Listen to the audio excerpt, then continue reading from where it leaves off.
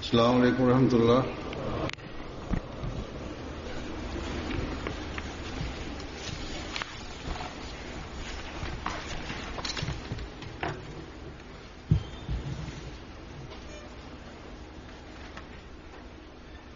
أشهد أن لا إله إلا الله وحده لا شريك له وأشهد أن محمدا عبده ورسوله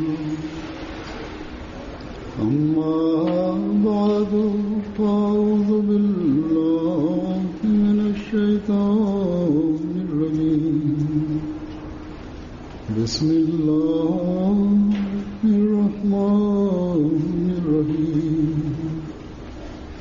الحمد لله رب العالمين الرحمن الرحيم مالك يوم الدين إياك نعبد وإياك نستعين اهدنا الصراط المستقيم صراط الذين أنعمت عليهم غير المغضوب عليهم ولا الضالين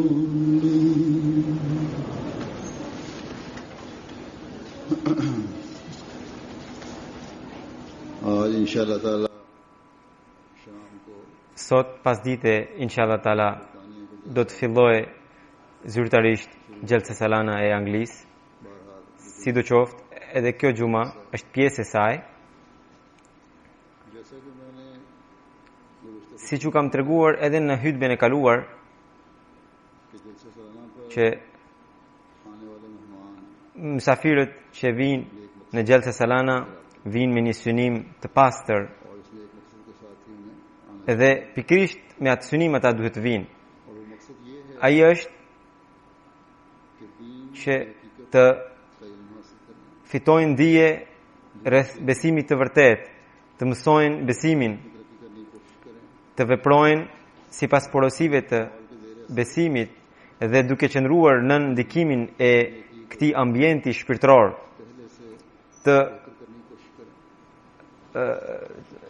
të marrin forcën, fuqinë për të vepruar mirë dhe të zbatojnë betimin e bërë që besimit do t'japin përparësi mbi botën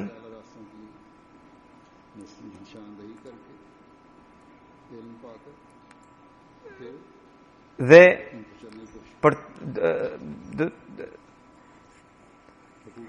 të përpiqen për t'i përmbushur detyrimet ndaj njerëzve të Zotit, edhe do të interesohen më shumë se përpara për t'i realizuar këto dhe të përkujtojnë Zotin e Madhërisëm më shumë. Nëse këto vepronin më përpara, atëherë duke ardhur në Gjelsa të avancohen akoma më shumë,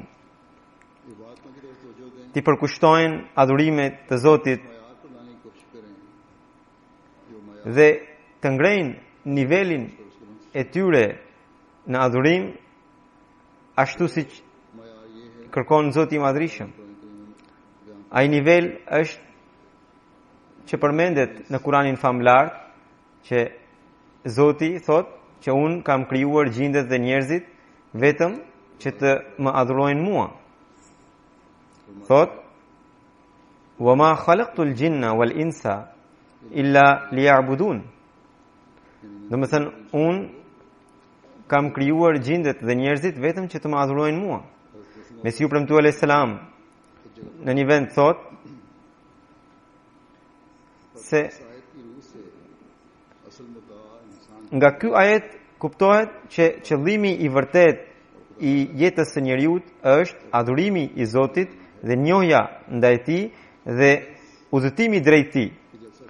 Kështu që शामिल होने वाले pjesëmarrësit e gjelsës së lanës होना चाहिए कि अपने इस सफर को duhet të kenë si qëllim që खालिसतन लिल्लाह këtë udhëtim të bëjnë vetëm për hir të Zotit, edhe ta bëjnë vetëm për ta arritur Zotin.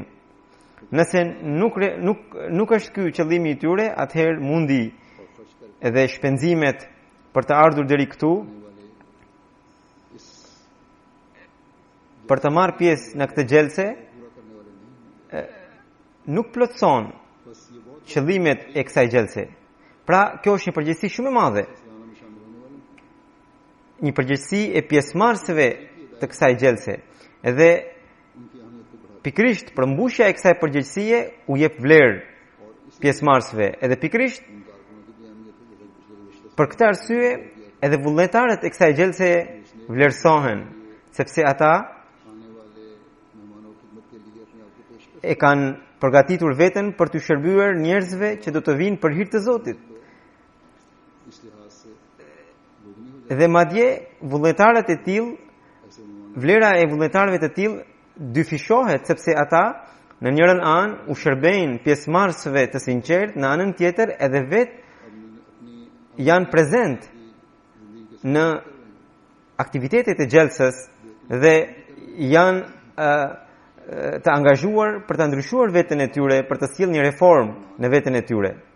और मेजबान की कारकुनान Pra, këtë gjë duhet të kenë parasysh edhe pjesëmarrësit, edhe vullnetarët, që këto gjatë këtyre 3 ditëve të gjelsës, और एतकादी ata kanë mundësi për të reformuar bindjet e tyre dhe forcën e tyre të veprimit. इसके लिए Prandaj, përpiquni që të shfrytëzoni nga këto ditë. ताकतों से इसमें हिस्सा लें। Merrni pjesë me të gjitha aftësitë tuaja në programet e gjelsës. Gjithmonë वो मकासद keni parasysh रखने हैं हमने qëllimin, और रखने चाहिए जो हुस्न atë qëllim të gjelsës që Mesiu premtuar selam na ka treguar. की जलसई और ज़वायद अपने मानने वालों को उस रूहानी माहौल में रखकर Ai एक ऐसा नमूना बनाना qëllimi i Mesiut premtuar selam duke themeluar gjelsën ishte që besimtarët ahmedian të tregojnë të japin shembullin i cili të ndiqet nga e gjithë bota. Mesiu premtuar selam thotë që synimi i ahmedianëve duhet të jetë që ata të anojnë krejtësisht nga ahireti, duke u shkëputur nga bota. Kjo nuk është punë e lehtë, por është një punë shumë e vështirë, por është edhe e rëndësishme. Dhe kjo nuk mund të bëhet vetëm nga përpjekjet tona, por bëhet me lutjet dhe me përpjekje të vazhdueshme. Ne duhet i lutemi Zotit duke thënë që o Zot, unë gjithnjë kam përpara pengesat që më dalin nga kjo botë materiale dhe kam dëshirë të anoj tek ti, prandaj ti vetë më dhuro atë frikë ndaj jo një frikë që vjen nga dhuna, por një druajtje që vjen nga dashuria jote, edhe ajo të ma pushtoj zemrën në mënyrë që unë të kem parasysh dëshirën tënde, pëlqimin tënd para se të bëj çdo veprim, edhe para se të sjell ndonjë çdo mendim. Dhe unë të jem i gatshëm për të bërë çdo punë që ti më ke porositur, edhe për të tërhequr nga për të hequr dorë nga çdo veprim që ti më ke ndaluar. Dhe unë të jem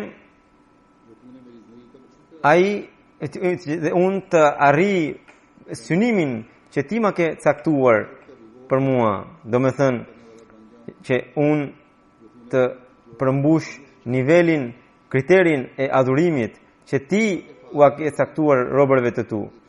Dhe unë të bëhem shembull edhe në virtytet e larta të bëhem i tillë që të tjerët të marrin shembull nga unë.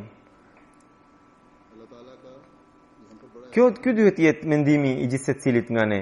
Është bekim shumë i madh i Zotit të Madhërisëm që ai jo vetëm që na ka treguar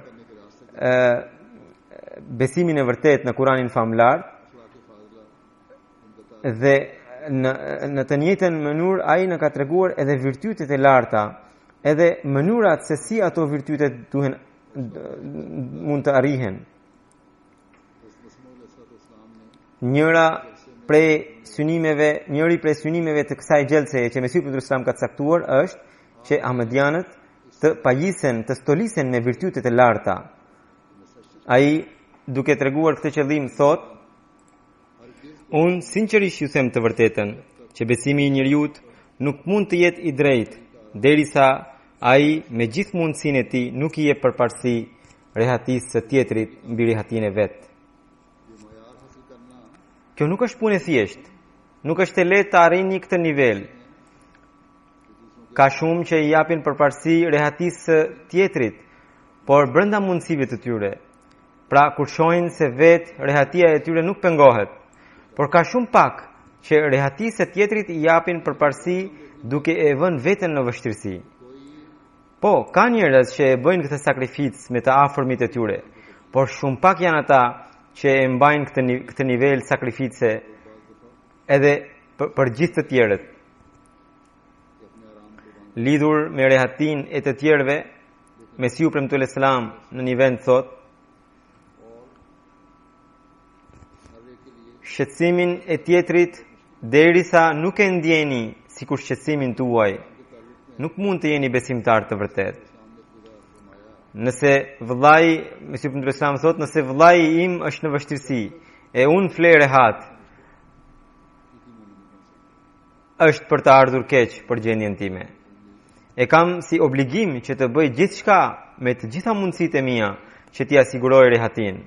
Nëse ndonjë vëlla në besim për shkak të shtrembërisë së nefsit të tij sillet i inatosur me mua dhe edhe unë ja kthej në të njëjtën mënyrë, sërish është për të ardhur keq për gjendjen time.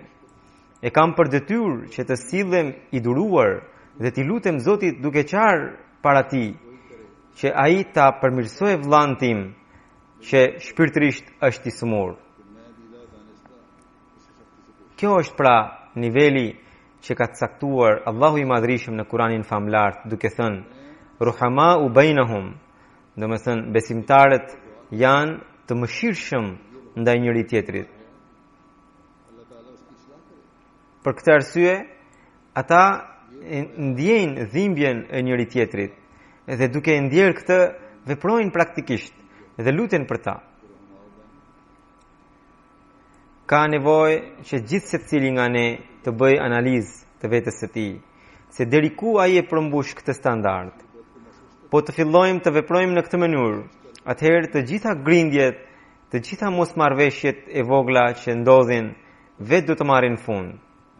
Egoja personale, mlefi, temerata merr flak vetëm atje ku mungon takuaja, kur mungon frikë ndaj Zotit dhe kur u jepet përparësi interesave personale. Është detyrë e çdo besimtari të kultivojë takuan në veten e tij. Kjo detyrë është e çdo personi që e lidh veten me xhamatin e Mesihut të Premtuar alayhis salam. Është detyrë e çdo personi që merr pjesë në këtë xhelse salana. Sepse nëse doni të trashëgoni lutjet e Mesihut të Premtuar alayhis salam, nëse doni të merrni bekimet e xhalsës, atëherë keni nevojë të jepni fund çdo mosmarrveshjeje dhe t'i zbatoni këto porosi që ju tregova. Jemi fatlum që gjejmë udhëzime të Mesihut të Premtuar alayhis salam për çdo hap të jetës sonë. Prej ti kuptojmë realitetin e Islamit, realitetin e takuas. Nuk jemi si muslimanët e tjerë të çorientuar, të cilët as nuk kanë haber se kë duhet ta ndjekin. liderët e tyre duke i keq udhëhequr i kanë futur në rrugën e barbarisë, madje i kanë bërë edhe që të presin koka të tjerëve. Lutuni për ta që edhe ata të gëzojnë mendjen dhe me veprat e tyre të mos tërheqin zemrimin e Zotit, të mos e njollosin Islamin dhe profetin Muhammed sallallahu alaihi wasallam, duke paraqitur një imazh krejtësisht të gabuar të tyre. Duke përkufizuar besimtarin, i dërguari i Allahut thot: muslimani i vërtet është ai që nga gjuha dhe dora e tij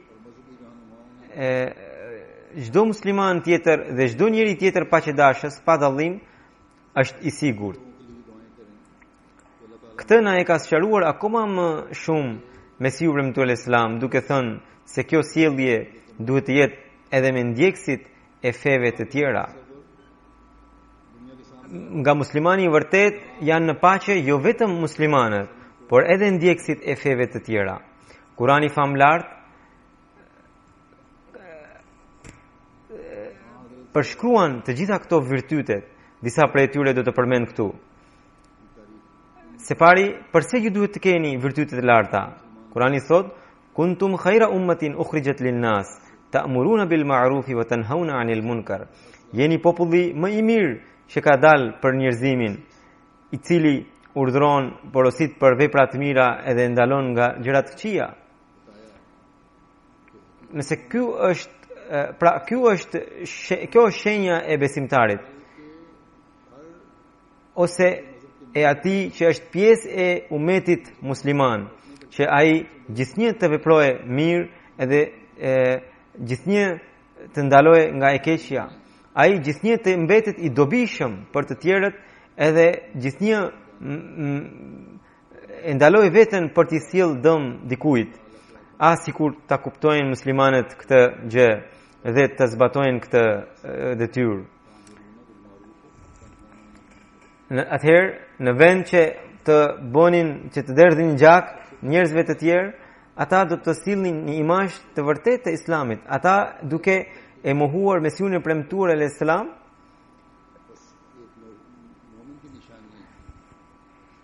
janë futur në një rrugë të gabuar, edhe prandaj ata as nuk kanë një lider, nuk kanë një udhëheqës që t'i fut përsëri në rrugën e drejtë. Nëse sot ata duan të bëhen përsëri umeti më i mirë, atëherë ata duhet t'i bashkohen xhamatit të Mesiut të premtuar. Kjo përgjegjësi tashmë është e xhamatit të Mesiut të premtuar alayhis salam. E jona që ne ta kuptojmë këtë detyrë. Pra ne duhet të kujdesemi për të varfrit, për ata që janë të vegjël nga ne. Ne të shpenzojmë aftësitë tona, paratë tona për të tjerët, jo për t'i treguar se kemi bëjmë ndonjë favor, por duke kuptuar se kjo është detyra jonë. Këtu dua të them edhe diçka. Zakonisht njerëzit, bota shumë shpejt e përhap të keqen e muslimanëve, por pakush e vlerëson të mirën që ata mund të kenë. Ditët e fundit është bërë një studim, një analizë që cilët janë ata njerëz në botë, të cilët janë të parët në dhënien e lëmoshës,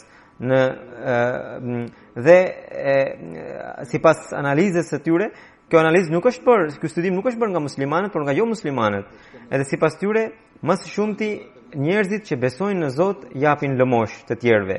Dhe ndër ata, më së shumti janë pikrisht muslimanët, të cilët u japin lëmosh të tjerëve, ndihmojnë të tjerët përmes sakrificave financiare.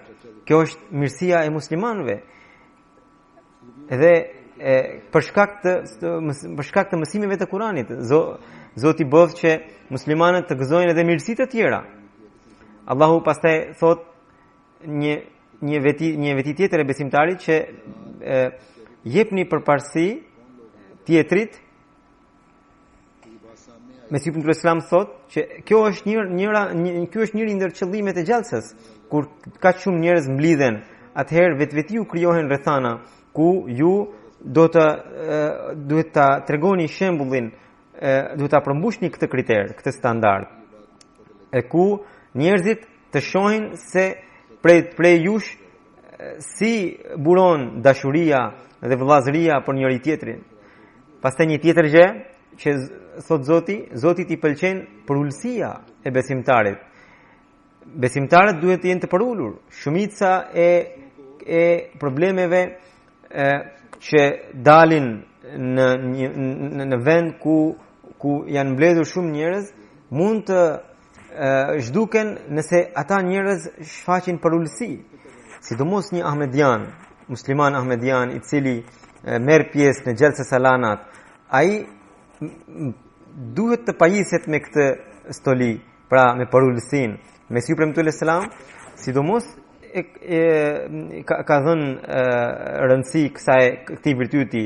Madje Zoti duke e njohur këtë virtyt, Mesiu premtuar selam thotë që teri ajizana rahe खुदा उसको पसंद आई. Domethënë Zoti i pëlqeu rruga jote e përulësisë.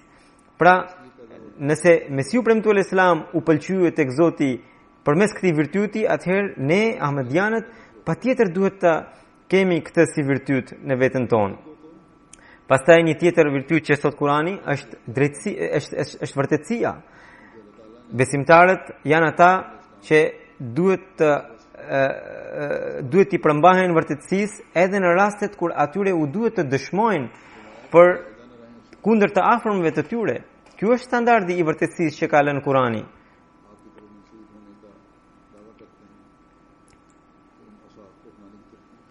Kur njerëzit mblidhen në një vend, siç u thash, atëherë krijohen vetvetiu rrethana ku ata patjetër duhet të shfaqin virtyte. Përndryshe vetvetiu japin një imazh krejtësisht të gabuar. Pastaj një tjetër veti që e besimtarit që shpjegon Kurani është drejtësia. Standardi i drejtësisë që ka vendosur Kurani është i pakundshtoq.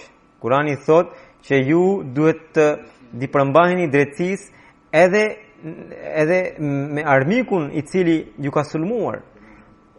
Nuk duhet që armiqësia ndaj armikut të bëjë që ju të bëni pa drejtësi. Pra, ky është standardi i besimtarit. Dhe këtë standard ahmedianët, muslimanët ahmedianë duhet ta kenë. Jemi të obliguar të zbatojmë të gjitha këto urdhra. Mesiu premtuar selam thot, në xhalsa vijnë shumë njerëz, andaj ata gjejnë mundësinë për të shfaqur praktikisht virtytet e larta. Pra, edhe virtytet e larta mund të shfaqen atëherë kur njerëzit mblidhen, grumbullohen, takohen me njëri tjetrin. Nëse ne e bëjmë këtë, atëherë vetvetiu jemi duke paraqitur mësimin e bukur të Islamit. Ky model dhe ky shembull yni bëhet mjet i përhapjes së Islamit dhe ahmediatit. Çdo ahmedian është i obliguar ta paraqesë këtë shembull virtytesh. Shumë njerëz i afrohen xhamatit vetëm duke parë këtë model. Shumë nga të parët tuaj që kanë paraqitur këtë model u bën shkak i pranimit të xhamatit nga shumë njerëz. Edhe sot nga shumë vende më vijnë raporte se si njerëzit i afrohen xhamatit ose antarësohen në xhamat vetëm duke parë modelin e ahmedianëve në xhalsa. Shumë të tjerë duke parë modelin e pjesëmarrësve të xhalsës zhvillojnë dashuri ndaj Islamit. Ata thonë se tani e kemi kuptuar se si është Islami i vërtet. Tani e kemi kuptuar se si zbatohen mësimet e Islamit. Tani e kemi kuptuar se mira njerëz si mund të bashkohen për paqe. Madje edhe liderët fetar që nuk kanë simpati ndaj Islamit ose ndaj xhamatit, kur marrin pjesë në xhalsa, fillojnë të kenë simpati ndaj tij. Madje ka ndodhur që disa prej tyre edhe bëhen ahmedian duke bërë bejt. Në Afrikë shumë herë ka ndodhur kjo. Pra edhe kundërshtarët kur e shohin këtë model ndikohen. Vetëm para 2 muajsh në xhelse salanën e Gjermanisë ishte një qift jo musliman të cilët nuk kishin simpati ndaj Islamit, por ata kishin miqësi me disa ahmedian. Edhe shpesh për e tyre dëgjonin se Islami është fe e paqes dhe ata thonë se vetëm për hatër të tyre ata morën pjesë në xhalsa. edhe thanë që mirë, nga që po na thrasin këta miq tanë, të shohim se si është Islami, shumë bojnë këta se Islami është feja e paqes. Le të shohim se si e paraqesin këta. Pra thonë se vetëm nga ky mendim ata kishin ardhur për të marrë pjesë në xhalsa.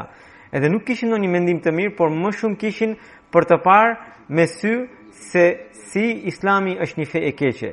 Por thonë se kur erdhen në xhalsa, atyre u ndryshua krejtësisht gjendja dhe mendimi. Aq shumë sa që ata në këtë gjelse bën edhe bejtin, edhe pranuan xhamatin. E pranuan Islamin dhe pranuan xhamatin. Pastaj ka edhe të tjerë që kur shohin bejtin, Ahmedianë duke bërë bejtin në mënyrë të vetvetishme, pra futen në këtë në bejt. Ky është ndikimi i modelit të mirë. Nëse ne e kemi këtë, nëse ne do ta zhvillojmë këtë model vetëm përkohësisht, atëherë ky model nuk do të mbetet. Prandaj është përgjegjësia e çdo pjesëmarrësit të kësaj gjelse që ai ta ruaj këtë model edhe në gjelse edhe jashtë gjelsës. Çdo pjesëmarrës bën një tabligh, një përhapje në mënyrë të heshtur. Gjumën e kaluar kisha folur disa gjëra në lidhje me vullnetarët, por kjo punë nuk është vetëm e vullnetarëve, por çdo pjesëmarrës i gjelsës bëhet misionar i xhamatit. Qoftë burr, qoftë grua, qoftë fëmijë, qoftë i moshuar, të gjithë bëhen misionarët e xhamatit në këtë gjelse. Edhe ata duhet të japin modelin dhe shembullin e tyre, edhe ky shembull nuk duhet të jetë i përkohshëm, por të mbetet i përhershëm. Këtë ndryshime që ju do të sillni këtu të mbeten pjesë e pashkëputshme të jetës suaj. Kjo pikërisht duhet të na bëjë musliman të vërtet.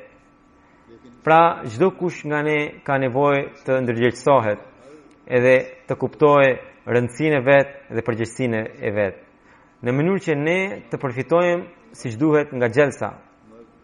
Në lidhje me shfaqjen e virtyteve të larta, muslimani ka edhe porosin për t'i dhënë selam tjetrit. Profeti Muhammed sallallahu alaihi wasallam thotë: "Taqra'u as-salama ala man arafta wa man lam ta'rif." Domethënë, thuaj selam edhe atij që e njeh, edhe atij që nuk e njeh. Pra, kjo është një porosi e cila është si recet për të zgjidhur të gjitha mosmarrveshjet, të gjitha problemet. Po të zbatojnë muslimanët me sinqeritet këtë urdhër, atëherë ata do të zhvillojnë simpati të jashtëzakonshme ndaj edhe atyre të cilët nuk i njohin. Nëse një njeri zbaton këtë këshill me sinqeritet, nuk ka mundësi që ai të ketë mëri dhe urrëtie apo ndjenja pa kënaqësie ndaj tjetrit. Edhe nëse ai bëhet i tillë, pra nëse ai bëhet i pastër nga këto gjëra, atëherë imagjinoni shoqëria e tij patjetër bëhet parajes. Pra, këtë mesazh paqeje, pra të selamit, përhapeni sa më shumë, edhe zgjerojeni jo vetëm deri tek ata që njihni, por edhe tek ata që nuk i njihni, sepse kjo është porosia e profetit sallallahu alaihi wasallam. Prandaj edhe çdo pjesëmarrës i kësaj gjelseje duhet ta zbatojë këtë porosi, edhe duhet ta kthej këtë gjelse në një atmosferë ku spërkatet vetëm dashuria dhe paqja, dhe ne të bëhemi ne të thithim bekimet e Allahut të Madhërisëm përmes këtij modeli. Do të flas tani për disa çështje të tjera që kanë të bëjnë me organizimin. Edhe pse shumë nga anëtarët e xhamatit tashmë janë të vëmendshëm ndaj këtyre gjërave, megjithatë duhen përsëritur sepse edhe kjo ka dobinë e vet. Burrat që kanë fëmijët me vete në sallën e burrave, zakonisht nuk kanë fëmijë të vegjël, sepse deri në moshën 8 apo 9 vjeç fëmijët i mbajnë nënat në sallën e vet. Pra burrat, fëmijët që kanë nuk janë në atë moshë të cilët kërkojnë të dalin nga salla për që të qetësohen. Burrat e tillë, ata duhet të qetësojnë vetë fëmijët, duhet të edukojnë që ata kanë ardhur për gjelsan edhe duhet t'i dëgjojnë. Pra, edhe profeti sallallahu alaihi wasallam ka porositur që fëmijët pas moshës 7 vjeçare duhet t'i mësojmë që ata të falin namaz. Pra, që nga fëmiria ata duhet ahmedianët duhet, domethënë, t'i edukojnë për rëndësinë e gjelsës. Ose ndodh që burrat e marrin si shkas daljen, pra këtë kujdesin ndaj fëmijëve që të dalin për jashtë e të bëjnë muhabet. Kjo nuk duhet të ndodh. Po ashtu edhe gratë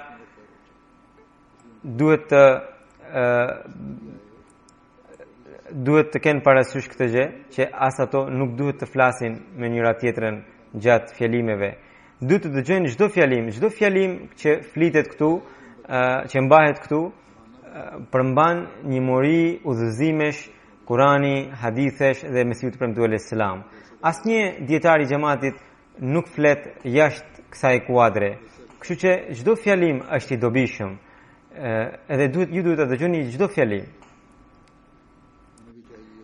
Zbukurojeni gjelsën jo vetëm me pjesëmarrjen tuaj, por edhe me dëgjimin e fjalimeve, edhe me zbatimin e porosive që do të jepen këtu. Nuk duhet të ndodhë gjithashtu që ju të keni interesin vetëm të dëgjoni filanin dietar edhe filanin dietar të mos e dëgjoni. Nuk duhet të ketë këto. Çdo dietar që vjen dhe flet këtu, vjen i përgatitur, edhe ju duhet ta dëgjoni secilin fjalim. Ju duhet të ndjekni të gjitha programet e gjelsës. Ka një sallë të veçantë, një çadër të veçantë për nënat që kanë fëmijë të vegjël. Ato nuk duhet të marrin shkas këtë pikë dhe nuk duhet të flasin me njëra tjetrën duke thënë se nuk po bëjmë ne zhurmë, por po bëjnë fëmijët. Nuk duhet të ndodhë kjo, sepse kur ndodh kjo, atëherë më shumë dëgjohet zhurma e tyre se sa zhurma e fëmijëve. Nëse ato vetë do të jenë të heshtura dhe fëmijët edhe sikur të bëjnë zhurmë, ato do të gjejnë mundësinë të dëgjojnë ndonjë fjalë të veçantë e cila edhe mund t'u ndryshojë jetën. Edhe një herë u them vullnetarëve që jepni rëndësi të veçantë detyrës tuaj. Ata që janë për siguri, ata duhet të jenë shumë vigjilent. Mbajni sy mbi çdo gjë, keni sy të vëmendshëm ndaj çdo gjëje. Mos merrni asnjë gjë si të lehtë. Jo vetëm vullnetarët që janë për siguri, por edhe të tjerët ta kenë këtë, sepse çdo vullnetar, edhe sikur ti përket një sektori tjetër, prapse është pjesë e sigurisë. Pastaj çdo pjesëmarrës i gjelsës është gjithashtu pjesë e sigurisë. Kështu që të gjithë të jeni të vëmendshëm ndaj sigurisë, ndaj ambientit, ndaj vendit ku jeni. Kur shikoni ndonjë gjë të jo të këndshme ose ndonjë gjë të panjohur, menjëherë lajmëroni sigurinë. Ka nevojë që të ndërgjegjësohen anëtarët për sigurinë, edhe për sigurinë edhe të vetes, edhe të ambientit ku jetojnë, ku janë.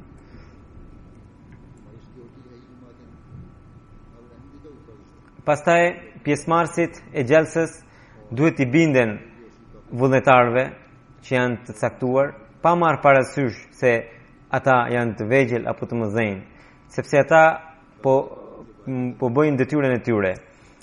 Programi që është i botuar ka udhëzime, madje ka shumicën e udhëzimeve, duhet t'i lexoni të gjitha, por ka edhe udhëzime të tjera që i keni dëgjuar në fjalime.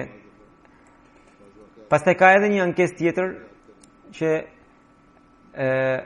duhet folur, që duhet ta ruani kartën tuaj, edhe duhet të përdorni atë në vendin e duhur dhe në kohën e duhur. Nuk duhet të ndodhë që ju kartën tuaj t'i jepni dikujt tjetër, qoftë shokut, qoftë mikut, qoftë ndonjë të afërmi, sepse këto karta që keni janë për vendet e caktuara edhe janë vetëm për përdorimin personal.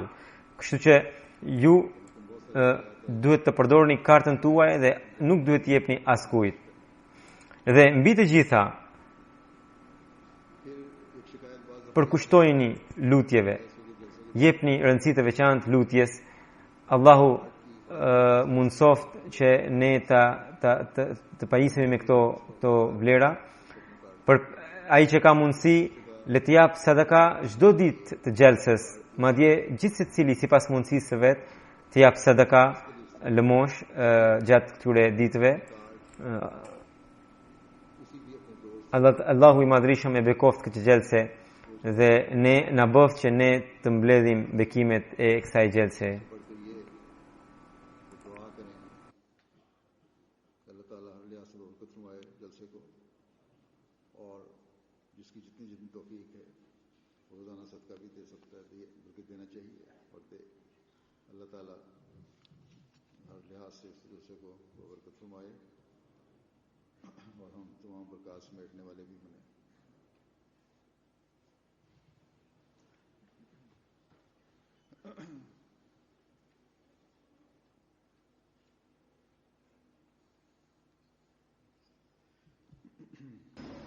الحمد